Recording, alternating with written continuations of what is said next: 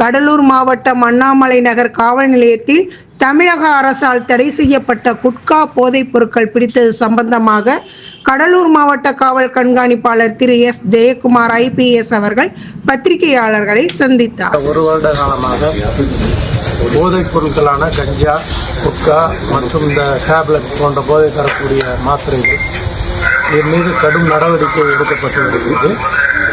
அதனால் இந்த சமூக விரோத கும்பல் என்ன பண்ணுதுன்னா, ஒவ்வொரு தடவையும் ஒரு வித்தியாசமான முறையில் இந்த போதைப் பொருட்களை கடத்துவது எங்களுக்கு சில ரகசிய தகவலும் கிடைத்திருக்கிறது.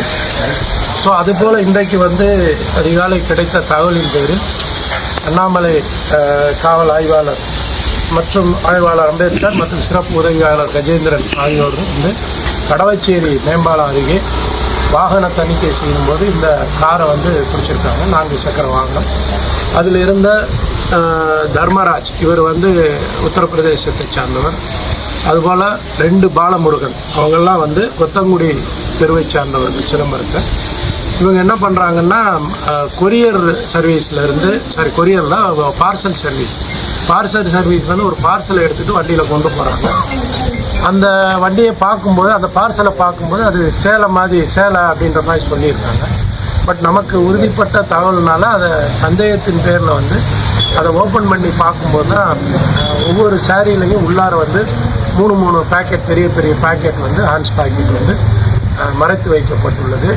இதுபோல் பார்சல் சர்வீஸில் வாங்கி பல்வேறு இடங்களில் அவங்க டிஸ்ட்ரிபியூட் பண்ணுறாங்க. இந்த 2 பாலமுருகனுக்கும் previous வழக்கு உள்ளது. இந்த தர்மராஜ் என்பவர் அவர் ஒரு பீடா கடை வச்சிருக்காரு. அதில் இந்த மாதிரி போதை தரக்கூடிய இந்த சாக்லேட்டு, பவுட்ரு இது போன்ற விற்பனை செய்துள்ளார். அதனால் இந்த 3 பேரும் கைது செய்யப்பட்டுள்ளார்கள். அவர்களிடமிருந்து இந்த செல்ஃபோன்கள் மற்றும் இந்த காரை பறிமுதல் செய்யப்பட்டுள்ளது. இப்போ என்னென்னா, நம்ம கடந்த வருடம், அதாவது 2025 வருடத்தில் பார்த்தீங்கன்னா கஞ்சா கேஸில் மட்டும் 230 கிலோ கஞ்சா நம்ம பிடிச்சிருக்கோம். போன வருஷம் 5000 டேப்லெட்ஸ், இந்த போதை தரக்கூடிய டேப்லெட்ஸ் பிடிச்சிருக்கோம். இப்போ ரீசெண்டாக ஒரு வாரத்துக்கு முன்னாடி கடலூர் பண்ருட்டி பகுதியில் ஒரு 600 டேப்லெட், அது இதே போல் கொரியர் சர்வீஸில் அனுப்பிச்சிருக்காங்க.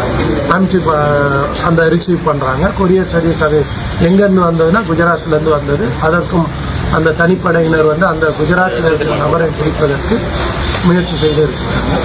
இதில் என்னென்னா, இப்போ முன்னே காரில் கொண்டு வரதை விட்டுட்டு இப்போ அந்த சமூக விரோத கும்பல் என்ன பண்ணுதுன்னா, இந்த மாதிரி பார்சல் சர்வீஸையும் கொரியர் சர்வீஸையும் உபயோகப்படுத்தும். அதனால் இந்த பார்சல் சர்வீஸ் வைத்திருப்பவர்களும் இந்த கொரியர் வைத்திருப்பவர்கள்லாம் நாங்கள் கூப்பிட்டு அதாவது எச்சரிக்கை செய்திருக்கிறோம். வரக்கூடிய பொருட்களை இந்த மாதிரி போதை தரக்கூடிய பொருட்கள் கண்டிப்பாக அவர்கள் மீதும் நடவடிக்கை எடுக்க நேரிடும் அப்படின்றதையும் எச்சரிக்கை செய்தது. இந்த பறிமுதல் செய்யப்பட்ட இதெல்லாம் எவ்வளோ சார் அமௌண்ட் வரும்? எவ்வளோ இது மார்க்கெட் வேலையை பார்த்தா அந்த ப்ராடக்ட் மட்டும் 2 லட்ச ரூபா ஆகும். 2 லட்ச ரூபா ஆகும். ஒன்று அந்த ஒரு பேக்கெட் பார்த்தீங்கன்னா 40 ரூபா. பட் வெளியே விற்கிறது 80லேருந்து 100 ரூபாய்க்கு. அந்த சாக்லேட், அந்த பவுடர்லாம் இல்லை சார், அதெல்லாம் அவங்க உள்ளுக்குள்ளே போகும்போது ஏதாவது இஷ்யூ ஆகாதா? அதை பற்றி வெளில தெரியாதா?